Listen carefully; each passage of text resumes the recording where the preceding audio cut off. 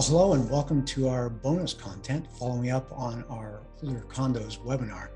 We're fortunate today to have with us Adrian Adams of the Adams-Stirling Law Firm. We're going to follow up with the legal questions. We had many questions following that webinar, and we've got some precious expertise here with Adrian, and he's going to be able to share some insights to help fill in the blanks and bridge a little information gaps that you may have after that webinar. So let's start with, Adrian, a question about the business judgment rule. Isn't that basically the framework by which board member questions are going to be measured? Yes, board's actions, it provides a layer of protection so that board members have no personal liability for the decisions they make, even if they make a mistake in their decision and the decision results in a lawsuit against the association and a judgment against the association. The directors are not personally liable if they follow the business judgment rule. And there are three elements to the rule. Their decisions have to be in good faith, in the best interest of the association, and after reasonable inquiry.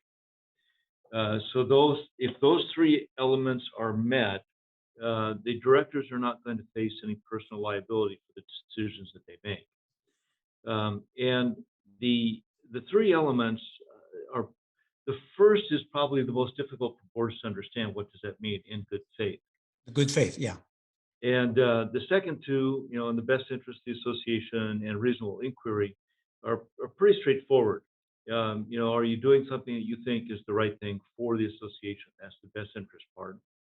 And reasonable inquiry means you ask questions.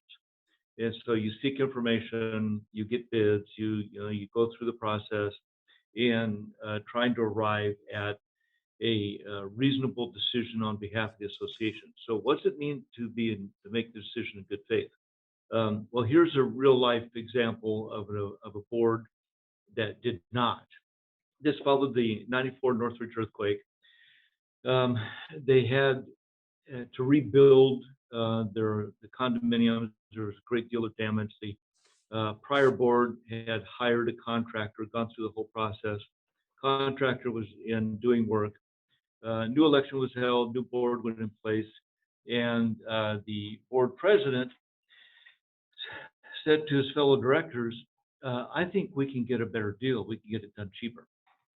And so they discussed in executive session how they might drive out the existing contractor. Okay, so you've got the three elements: good faith, best interest. Okay, is it in the best interest of the association to get a less expensive contractor? Sure. Did they do the reasonable inquiry? Yeah, they checked around and found out they could do it cheaper. Okay, so those two elements they met. Good faith, they didn't. You can't drive out, you can't breach contract with an existing contractor and force him off the job in order to satisfy the other two elements of the business judgment rule. So the three things kind of work together. What is all it, triangulate? Yes, in fact, it's like a three-legged stool. You pull out one of the legs, the stool's going to fall over. Yeah. And in this case, it did, because they recorded all of their executive session discussions and how they were going to force out the existing contractor. And they got sued. It was all discoverable, all came to the surface, and judgment was against them because of that good faith element. They breached that. So those three elements are all crucial if a board is going to move forward and be protected in their decision-making process. So their decisions in good faith, best interest of the association, and after reasonable inquiry. Is there a limit to the size of those decisions, or are those day-to-day decisions that you might have as a board member about almost trivial things? If the grass is cut twice a week or once a week, or if the pool service is also going to do some light janitorial around the pool, where does it stop, or is there a stop? Well, yeah, basically all decisions should be made with those three elements. Okay. And it's pretty common sense. Do we cut grass twice a week versus once a week? Well, what's the budget? What can the budget, take? And what impact will it have if we cut only once a week versus twice a week? And reasonable inquiry and making the decisions. So it should be just like natural that you're conducting all business using those three elements. So that's in the kind of in the back of your mind, and that's your framework for addressing the business at hand at the association. Yes. Okay, so what I hear you saying is no winging it just on personal preference. Yeah. Well, and the were trivial things, reasonable inquiry. The question comes up: do you have to get three bids on every single thing you do? Well, no. There are going to be some things that are so small that you can't even get three bids. So you've got a small project, you've got a plumber you've been using, you just tell them to go fix it. There that element of it. What would be the reasonable inquiry? Does it need a plumber to make the repair? Yes. We did the inquiry. We need to get the plumber. We've got a plumber. We just tell them to go fix it. Okay, now it's a big job. It's going to cost $100,000 to repipe. Okay, now you're out getting bids. And so it's just, common sense prevails on those kinds of things, but you're still using all three elements: good faith, best interest of the association, reasonable inquiry. Yeah, so it sounds like those three, again, continue to work together. They may have different manifestations. Like you say, if the pool pump just fails, you Right. don't need to go out for three bids. You just tell the pool service company, well, Right. buy a new one Order and a new put it pump. in. What are you Right. waiting for? Exactly. But the manifestation is different. If it's a $100,000 elevator remodel or a roof replacement, then all of a sudden, The reasonable inquiry becomes a bit more, it shifts a little bit. got it. Okay. You still have to do it, but it becomes a little more involved. Yeah. How are those decisions documented? You said you had one client or you knew of a property where they recorded executive session, and that started to make the hair on the back of my head go up. Yeah. Recording things Right. that should be private, but Yeah, they did audio recordings and kept all the recordings. But normally you're keeping track, you're recording the decision process in the minutes. So that's how it gets documented, is in the minutes. And that is where they're supposed to be documented. It shows what the board, because you're recording what the business activity of the association through its board of directors. yeah, And what that's what the minutes happened? are for. Yes. There's probably So what was the not a lot what's of that? background. You don't necessarily need to provide a lot of the why, but it's a good stepping stone of we chose this, we vote, we approve, those kinds of Right. things. And what boards also fail to understand is that another form of documentation is frequently taking place, and that's their emails. And they're exchanging emails, they're discussing things, sometimes good things and sometimes not good things. And if litigation erupts, their emails get subpoenaed. And so it's part of the discovery process. And what they say in those emails sometimes can be really good. It shows that they were really being diligent about trying to find what they're supposed, to be doing.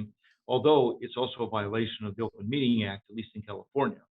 They're not supposed to be conducting business by emails, but it also can come back to bite them. And I had another example, association. There was a backup water, backed up from a sink into a man's brand new hardwood floors while he was out for the weekend, came back, and 3 days of water sitting on the hardwood floors completely destroyed the floors.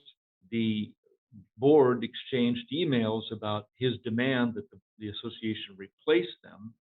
And the president wrote in an email, I know we are responsible, we are liable for this, but he can go to hell before I'll give one dime to fix his floors. Okay, well, I was called as an expert on the case. I read the emails, like, oh man, we got a problem. But the first thing was, I evaluated. It wasn't the association's fault. They weren't responsible. They weren't liable for what happened. And so normally he would turn over his insurance. Association turns it over theirs. To fix common areas, he fixes hardwood floors. The problem was because of that one email, the insurance company said, "There's no way we can take this in front of a jury. We're going to get hammered." And so they settled and paid for the guy's hardwood floors, even though association was not responsible.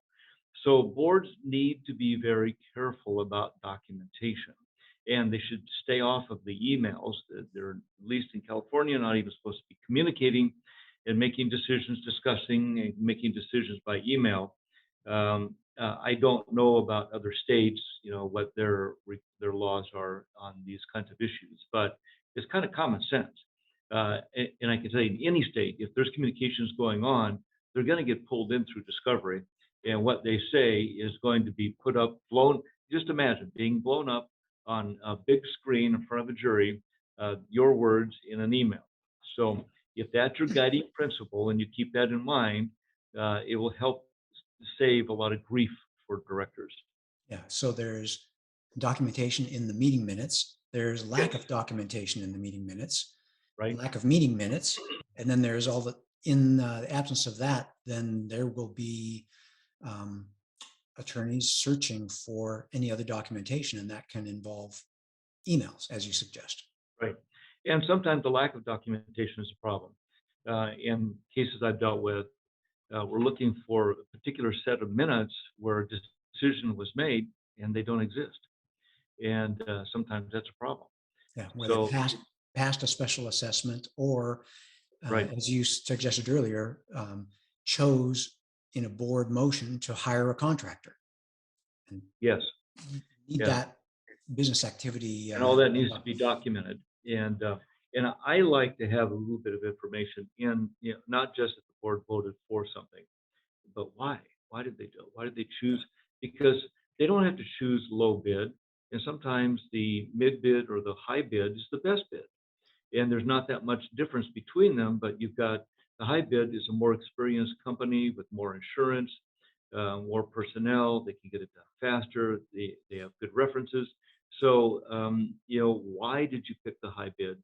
It's okay to say that in the minutes. Yeah. It helps to document their decision that they were doing, good faith, best interest of the association, and reasonable inquiry.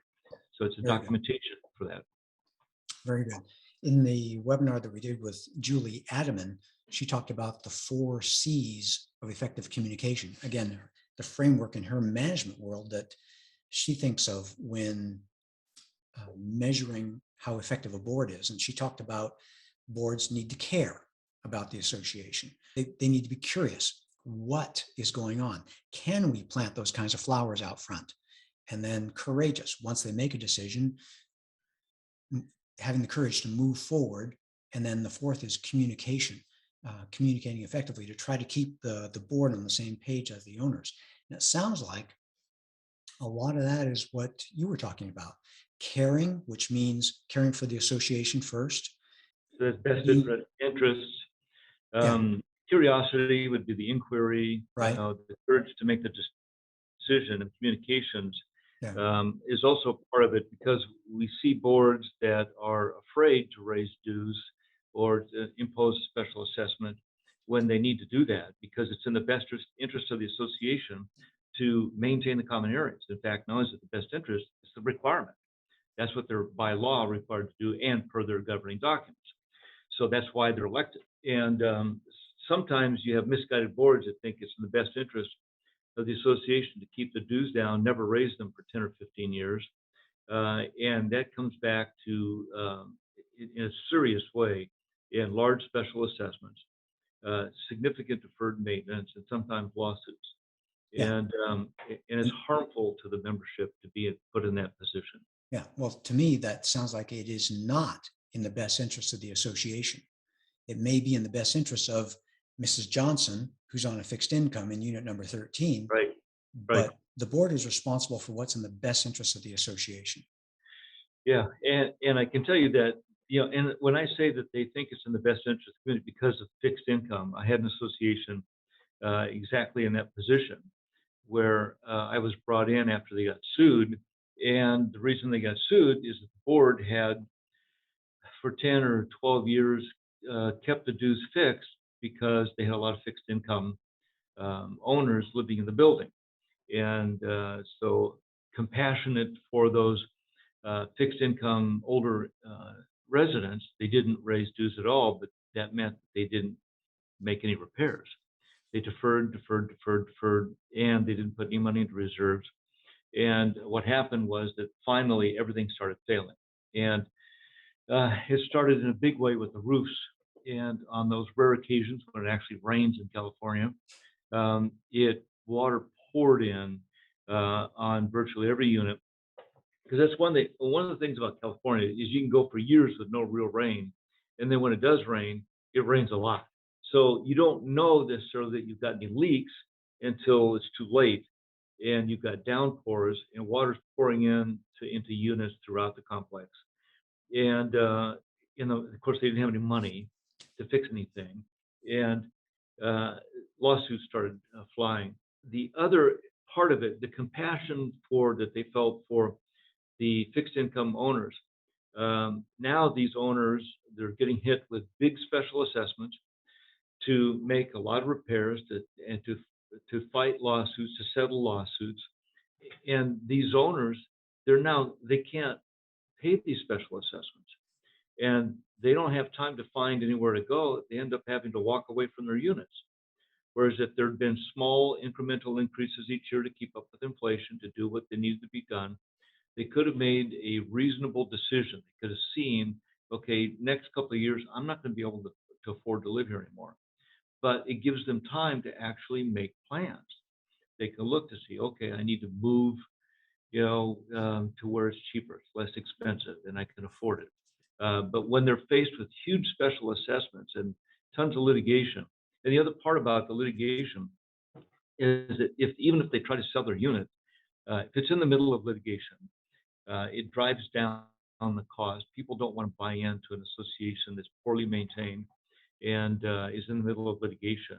And so you can't find buyers. And if you can find a buyer, the market value just plummeted.